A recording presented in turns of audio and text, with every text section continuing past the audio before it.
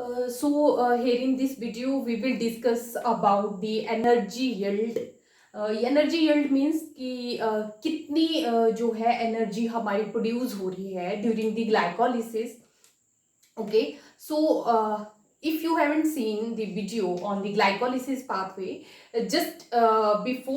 before going to watch this video, you have to check out my last video that is on glycolysis pathway. I am saying this because there in my last video I discussed the whole pathway, the specific enzymes that are involved in the pathway.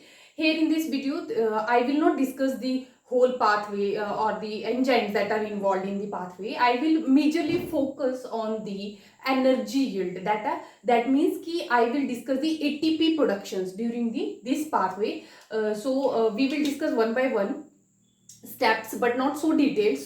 Therefore I am saying you to check out the previous video also. That is the on the pathway of the glycolysis, where I discuss the whole pathway. We will start from the first step.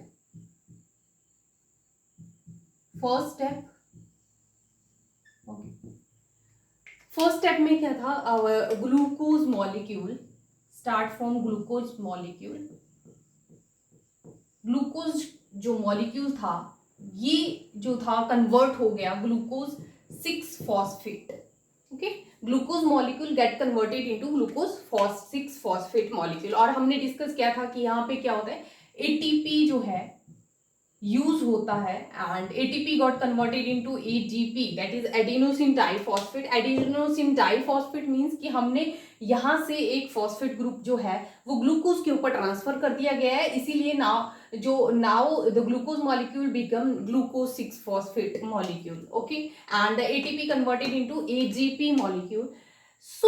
ये क्या था, एक irreversible step था and catalysed by hexokinase enzyme. ठीक है, ये हमने last video में भी डिस्कस कर रखा है. ठीक है, एंड ये स्टेप इसलिए जो है इंपॉर्टेंट हो जाता है क्योंकि यहाँ पे क्या है, एटीपी मॉलिक्यूल जो है वो इन्वॉल्व है. Okay, so one molecule of ATP get converted into ADP molecule. So यहाँ पे इन्वेस्ट हुआ है एक मॉलिक्यूल एटीपी का, दैट इज फर्स्ट स्टेप में glucose converted into glucose 6 phosphate. Second जो यहाँ पे स्टेप था, we already know, glucose 6 phosphate converted into fructose 6 phosphate, and then fructose 6 phosphate converted into fructose 1,6 bisphosphate.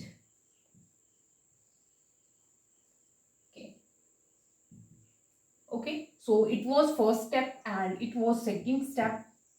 ठीक है, सेकेंड स्टेप में क्या हुआ, glucose 6 phosphate converted into fructose 6 phosphate, and in third step fructose 6 phosphate converted into fructose 1,6 phosphate, and enzyme involved here is phosphofructokinase. ठीक है, PFK, phosphofructokinase. Okay, यहाँ पे जो है, मैं इस स्टेप में जो एंजाइम है इन्वॉल्व हुए हैं, I will not discuss that, क्योंकि यहाँ पे मेनली हमने क्या देखना है, जहाँ पे एटीपी प्रोडक्शन हो रही है, ये एटीपी मॉलिक्यूल जो है इन्वेस्ट हो रहे हैं, हम वही जो स्टेप्स हैं वो डिटेल में डिस्कस करेंगे. अदरवाइज मैं बाकी स्टेप डिटेल में डिस्कस नहीं करूंगी. तो यहाँ पे फॉस्फोफ्रक्टोकाइनेज की इन्वॉल्वमेंट है, इसीलिए फ्रक्टोज किस में चेंज हो जाता है, फ्रक्टोज 1,6. अब 1,6 का मतलब है कि यहाँ पे पहले तो ओनली 6 जो कार्बन था उसके ऊपर फॉस्फेट था, यहाँ पे 2 फॉस्फेट ग्रुप ट्रांसफर हुए हैं. इट मीन्स कि यहाँ पे एटीपी जो है वो इन्वेस्ट किया गया है, again ATP molecule converted into ADP. It means कि यहाँ पे एटीपी से जो फॉस्फेट ग्रुप है वो ट्रांसफर किया गया है फ्रक्टोज 6 फॉस्फेट मॉलिक्यूल की फर्स्ट पोजीशन के ऊपर. Now the molecule is known as fructose 1,6 bisphosphate. तो यहाँ पे भी क्या हुआ है, ATP got converted into ADP. Okay, and again इसका जो नेक्स्ट स्टेप है that is fourth step. Okay, fourth step में क्या होगा, fructose 1,6 bisphosphate will converted into glyceraldehyde 3 phosphate and dihydroxy acetone phosphate. Okay ये हमने ऑलरेडी डिस्कस कर चुके हैं हम। अब ये वाले स्टेप में इसलिए ज़्यादा डिस्कस नहीं कर रही क्योंकि इनमें एटीपी की इन्वॉल्वमेंट है ही नहीं। एटीपी इन्वॉल्वमेंट स्टार्टिंग के जो फर्स्ट स्टेप हैं, ठीक है, फिफ्थ स्टेप में क्या होगा, ये डाइहाइड्रोक्सी जो है अगेन कन्वर्ट हो जाएगा हमारा ग्लिसरॉल्डिहाइड 3 फॉस्फेट के मॉलिक्यूल में। तो एक ग्लिसरॉल्डिहाइड 3 फॉस्फेट फ्रक्टोज जब जो है वो टूटा है दो मॉलिक्यूल में, glyceraldehyde 3 phosphate and dihydroxy acetone, तो one molecule of glyceraldehyde 3 phosphate produced from this, and now the dihydroxy acetone phosphate molecule get converted into also into glyceraldehyde 3 phosphate molecule. So now we have two molecule of glyceraldehyde 3 phosphate. Okay, सो अब यहाँ पे ये मैंने 5 step जो है वो write down किए हैं। इनमें हम क्या देखेंगे कि एटीपी की इन्वॉल्वमेंट कहाँ पे है। तो एटीपी की इन्वॉल्वमेंट है एक तो हमारे फर्स्ट स्टेप में and on the third step, ये प्लस स्टेप, ठीक है। यहाँ पे तो फर्स्ट स्टेप में क्या है, एटीपी यूज किया गया है, एटीपी का क्या है, इन्वेस्टमेंट है, एंड थर्ड स्टेप में भी क्या है, 1 ATP is also invested. Okay, तो एक एटीपी यहाँ पे इन्वेस्ट हुआ है, एक एटीपी का मॉलिक्यूल यहाँ पे इन्वेस्ट हुआ है। तो अगर हम अभी तक जितने स्टेप 5 स्टेप हमने डिस्कस किए तो इनमें सिर्फ क्या हो रहा है, दो मॉलिक्यूल जो एटीपी के हैं वो इन्वेस्ट हो रहे हैं at the step number 1 and step number 3। Okay, so अगर मैं यहाँ पे राइट डाउन करूं तो हमारी जो एटीपी की इन्वेस्टमेंट है, इन्वेस्टमेंट जो है, ठीक है, फर्स्ट स्टेप से लेके 5th स्टेप तक ओनली 2 स्टेप में इन्वेस्टमेंट है, इन दोनों स्टेप में, ठीक है। और कितने मॉलिक्यूल इन्वेस्ट हुए हैं, एक एटीपी का मॉलिक्यूल फर्स्ट स्टेप के ऊपर plus 1 ATP on the third step and first step, ठीक है। तो टोटल कितने मॉलिक्यूल इन्वेस्ट हुए, 2 एटीपी इन्वेस्टेड। अब तक जो 5 स्टेप तक देखें तो कितने एटीपी के मॉलिक्यूल इन्वेस्ट हुए, 2 मॉलिक्यूल। ओके, तो ये 5 स्टेप जो है हमने डिस्कस किए हैं। नेक्स्ट हम 6th स्टेप डिस्कस करेंगे, ठीक है। ये जो है 5 स्टेप्स जो हैं ग्लाइकोलिसिस के, इनको बोला जाता है एटीपी या एनर्जी इन्वेस्टमेंट, ठीक है। ये जो स्टेप है प्रेपरेटरी फेज बोला जाता है और एनर्जी इन्वेस्टमेंट फेज भी बोला जाता है। क्यों बोला जाता है, क्योंकि यहाँ पे जो है वो एनर्जी हम इन्वेस्ट कर रहे हैं in the form of ATP molecule. और टोटल कितने मॉलिक्यूल 5 स्टेप तक हम इन्वेस्ट कर चुके हैं, 2 मॉलिक्यूल ऑफ एटीपी। कौन कौन से स्टेप के ऊपर, first step and third step, ठीक है। यहां तक क्लियर हो जाता है। अब हम मूव करेंगे 6th स्टेप के ऊपर, ठीक है। 6th स्टेप में क्या होगा कि हमारा जो हमने देखा कि 2 मॉलिक्यूल बने हैं ग्लिसरॉल्डिहाइड 3 फॉस्फेट के, ठीक है। हमारे पास 6th स्टेप में क्या आ जाएंगे, 2 मॉलिक्यूल ऑफ ग्लिसरॉल्डिहाइड 3 फॉस्फेट, ये हमारा 6th स्टेप है, glyceraldehyde 3 phosphate. Now this molecule will converted into glyceraldehyde 1,3 bisphosphate molecule, ठीक है। ग्लिसरॉल्डिहाइड 1,3 bisphosphate मॉलिक्यूल, और what we can say, let me raise it, clearly दिख नहीं रहा, व्हाट वी कैन से 1,3 bisphosphoglycerate, 1,3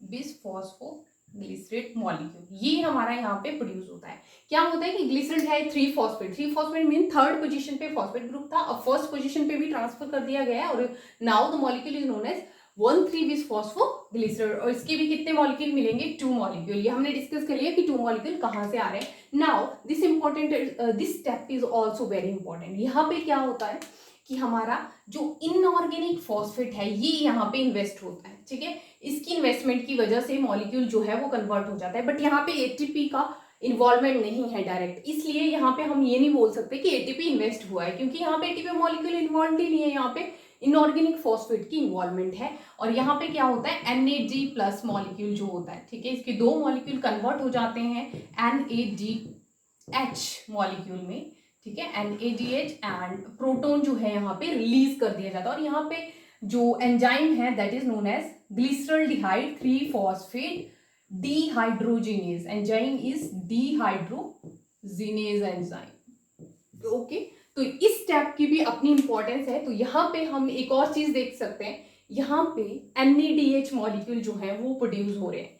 तो अगर हम 6 स्टेप की बात करें तो क्या हो रहा है, यहाँ पे NADH जो मॉलिक्यूल है ये जो है प्रोड्यूस हो रहे हैं. ठीक है, ड्यूरिंग दी पाथवे इन्वेस्ट नहीं हो रहे, NADH क्या हो रहे हैं यहाँ पे रिलीज किए जा रहे हैं. ठीक है, तो 6 स्टेप पे क्या हुआ, NADH के मॉलिक्यूल 2 मॉलिक्यूल जो है वो प्रोड्यूस हुए हैं. ठीक है, now we will move to the 7th step. Okay, तो 7th स्टेप में क्या होता है, तो ये क्लियर हो गया 6 स्टेप. मैं इसको इरेज कर देती हूँ. ठीक है, तो हमारे पास क्या आ गया 1,3-bis-phosphoglycerate. यहीं से स्टार्ट करेंगे 7th स्टेप से.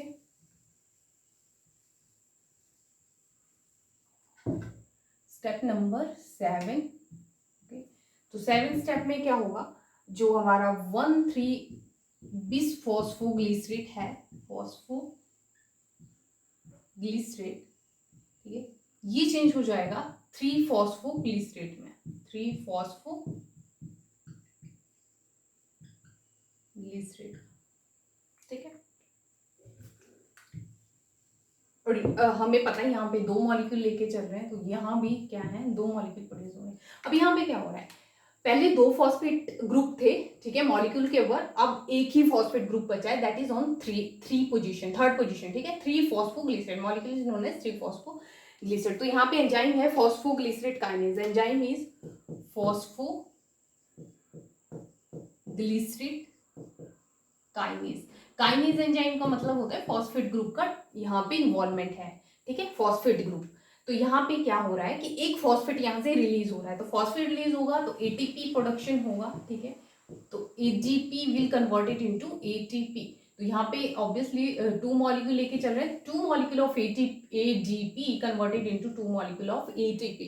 तो हम जो है ग्लाइकोलिसिस पाथवे में 7th स्टेप जो है यहाँ पे डायरेक्ट ATP मॉलिक्यूल प्रोडक्शन हो रहा है. ठीक है, तो 7th स्टेप की बात करें, 7th स्टेप पे क्या हो रहा है, 2 ATP मॉलिक्यूल जो है वो रिलीज हो रहे हैं.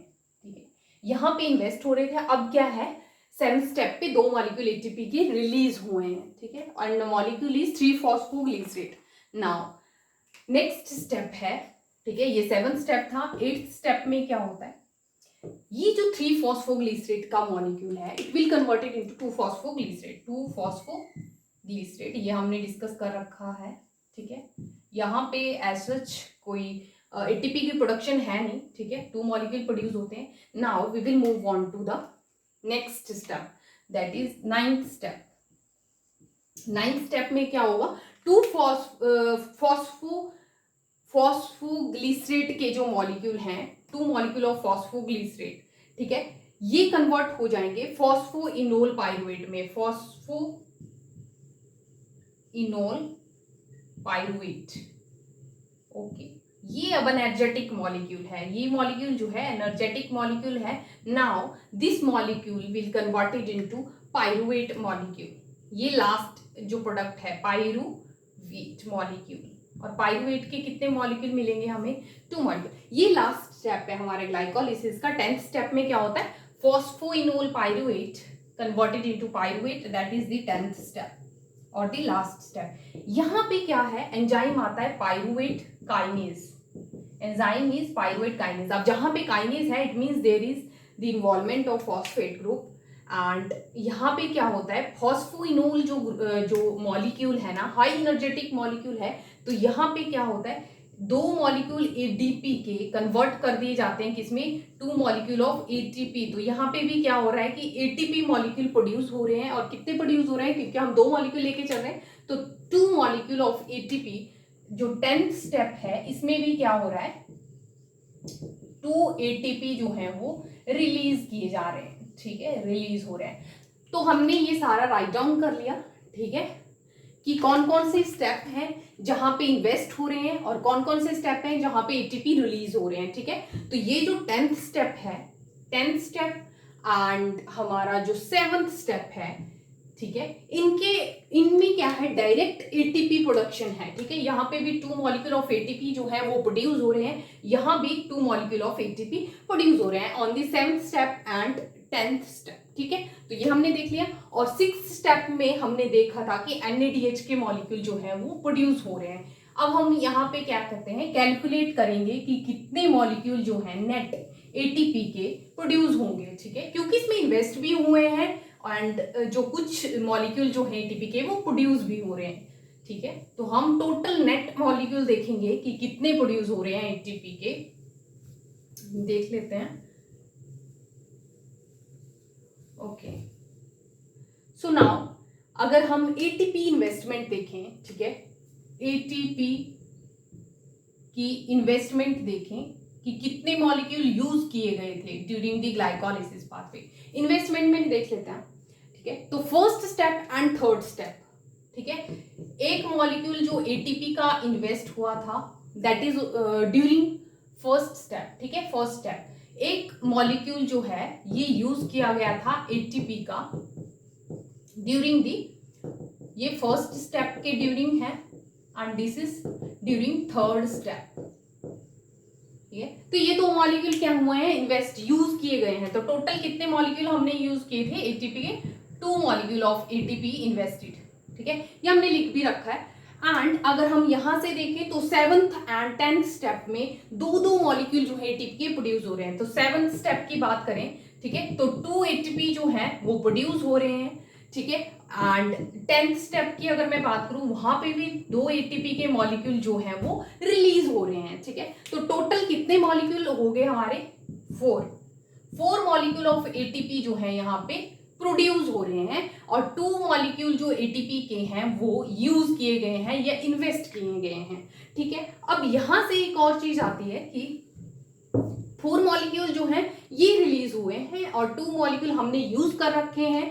तो टोटल नेट अगर मैं देखूं, नेट एटीपी कितने रिलीज होंगे, क्योंकि ऑब्वियसली इसमें से 2 माइनस कर देंगे जो हमने यूज किए हैं। तो टोटल एटीपी अगर मैं देखूं तो कितने प्रोड्यूस हो रहे हैं, 2 मॉलिक्यूल ऑफ एटीपी। यहां तक क्लियर है, 4 molecule are release, 2 molecule of ATP are invested, so net ATP produced during the glycolysis is 2 ATP molecule. इतना क्लियर है। तो एटीपी हमने देख लिए कि कितने प्रोड्यूस हुए, नेट 2, ठीक है जी। नेक्स्ट हम एक और चीज देखेंगे, यहाँ पे हम बात कर रहे हैं एरोबिक रेस्पिरेशन की। क्यों बात कर रहे हैं एरोबिक की, क्योंकि हमारा जो पायरुवेट प्रोडक्शन है वो हमने डिस्कस किया था लास्ट वीडियो में भी, पायरुवेट ऑक्सीजन की प्रेजेंस में ही प्रोड्यूस होता है। अगर वहां पे एब्सेंस है ऑक्सीजन की या एनारोबिक कंडीशंस हैं, then there will be the production of lactic acid molecule, pyruvate will not produce as the end product, okay. So हम यहाँ पे पायरुवेट लेके चले हैं, मीन्स हम एरोबिक कंडीशंस की बात कर रहे हैं, ठीक है। तो एक और यहाँ पे इंपॉर्टेंट जो टॉपिक है वो हम डिस्कस कर लेते हैं कि NADH मॉलिक्यूल भी यहाँ पे रिलीज किए गए हैं। कितने मॉलिक्यूल निकले थे NADH के, 2 मॉलिक्यूल, ठीक है। ऑब्वियसली पायरुवेट हम एंड प्रोडक्ट लेके चल रहे हैं तो मींस ऑक्सीजन की प्रेजेंस है। अगर ऑक्सीजन की प्रेजेंस है, ठीक है, ऑक्सीजन की प्रेजेंस है तो इट मींस वहां पे क्या होगा, ये मॉलिक्यूल जो है, ठीक है, यहाँ पे ऑक्सीडाइज होगा through the ETC pathway. ETC means electron transport chain. ये हमारा इलेक्ट्रॉन ट्रांसपोर्ट चेन जो पाथवे है ये चलता है माइटोकॉन्ड्रिया में, ठीक है। माइटोकॉन्ड्रिया में फिर वहां पे क्या होता है, ये जो मॉलिक्यूल प्रोड्यूस हुआ है ड्यूरिंग द ग्लाइकोलाइसिस ये यहाँ पे ऑक्सीडाइज किया जाता है फुली और यहाँ पे क्या होता है ATP प्रोडक्शन होती है। इसके थ्रू भी क्या होता है, ATP ही रिलीज होते हैं। तो अगर हम देखें तो अगर एक NADH मॉलिक्यूल की बात करूं, 1 NADH molecule will produce how much ATP। वहां पे ETC पाथवे और इलेक्ट्रॉन ट्रांसपोर्ट चेन जब हम डिस्कस करेंगे वहां पे ऑलरेडी ये डिस्कस करेंगे कि NADH मॉलिक्यूल जब ऑक्सीडाइज होते हैं तो कितना ATP प्रोडक्शन वहां पे देते हैं। तो अभी हम क्या देखेंगे कि 2.5 ATP मॉलिक्यूल वहां पे प्रोड्यूस किए जाते हैं एक NADH से। तो हमारे यहाँ पे कितने NADH रिलीज हुए हैं, 2। तो यहाँ 2 से मल्टीप्लाई कर लेंगे तो टोटल कितने ATP मिलेंगे हमें, अगर ETC की जो पाथवे है यहाँ पे कैरी आउट होता है तो 5 ATP हमें यहाँ पे प्रोड्यूस हो जाएंगे, ठीक है, ठीक है। तो एरोबिक कंडीशन में कितने, अगर हमारी एरोबिक पाथवे चल रहा है, एरोबिक कंडीशंस हैं, ठीक है, ऑब्वियसली एरोबिक कंडीशन की बात करें क्योंकि हम पायरुवेट जो है एंड प्रोडक्ट लेके चल रहे हैं, तो कितने मॉलिक्यूल निकलेंगे, NADH के जो 2 मॉलिक्यूल निकले हैं ये फर्दर ऑक्सीडाइज होंगे ETC pathway, electron transport chain में जाके, एंड इनडायरेक्टली ये कितने मॉलिक्यूल देंगे हमें 5 ATP। तो हम ATP की इन्वॉल्वमेंट यहाँ पे देख रहे हैं, तो इसकी भी हम जो है यहाँ पे राइट डाउन करेंगे कि कितने ATP प्रोडक्शन हुए हैं 2 NADH से। तो हमारे पास आ गए 5 ATP। 2 मॉलिक्यूल जो हैं NADH के, ये हमें कितने ATP देंगे, 5 ATP, ठीक है। अगर हम ग्लाइकोलिसिस की बात करें तो हमें अब टोटल कितने मॉलिक्यूल मिल रहे हैं ATP के, 5 ATP तो आ गए NADH के मॉलिक्यूल, 2 NADH के मॉलिक्यूल से मिल गए हमें 5 ATP, और 2 ATP हमने लिखा है कि ऑलरेडी ग्लाइकोलिसिस में बन रहे हैं, तो टोटल अगर हम देखें, ठीक है, तो कितने हो गए, 7 ATP मॉलिक्यूल्स। कितने प्रोड्यूस हुए, 7 ATP मॉलिक्यूल जो है वो प्रोड्यूस हुए हैं ड्यूरिंग दी ग्लाइकोलिसिस। सो ये था हमारा ATP जो प्रोडक्शन हम देख रहे हैं कि कितने मॉलिक्यूल निकले, 7 ATP मॉलिक्यूल। अगर हमारा ग्लाइकोलिसिस चलता है तो how much ATP molecule are produce, so net ATP molecule produce are 7 ATP molecules. Okay, अगर यहाँ पे एनॉर्बिक कंडीशन रहती है सो हमारा ग्लाइकोलिसिस का एंड प्रोडक्ट लैक्टिक एसिड रहेगा, और वहां पे क्या होता है कि वहां पे ऑक्सीजन नहीं है, ठीक है, जहां पे ऑक्सीजन की एब्सेंस है वहां पे इलेक्ट्रॉन ट्रांसपोर्ट पाथवे जो है वो कैरी आउट नहीं होता। अगर हमारा ETC जो है, ये इलेक्ट्रॉन ट्रांसपोर्ट चेन जो है वो नहीं चलता है, एब्सेंस है अगर वहां पे ऑक्सीजन की, ठीक है, तो वहां पे ये जो ATP बन रहे हैं ना 5 ATP NADH से, तो NADH वहां पे ऑक्सीडाइज नहीं होगा, तो ओनली कितने प्रोड्यूस होंगे, 2 ATP। बट अगर हमारा ऑक्सीजन है, मतलब glucose is converting into the pyruvate molecule, obviously वहां पे क्या होगा, NADH molecule converted into 5 molecule of ATP and the total ATP production is 7। So in general अगर हम बात करें तो ग्लाइकोलिसिस की, तो अगर हमारा एक मॉलिक्यूल है ग्लूकोज का, तो how much ATP produce, 7 ATP molecules are produce during the oxidation of glucose in the glycolysis pathway. Okay, so that's all about the ATP production or the energy yield during the glycolysis pathway. Okay, so if you want to if you want to learn about the more topics like the glycolysis, okay, so make sure to subscribe the channel and stay tuned with me. Thank you.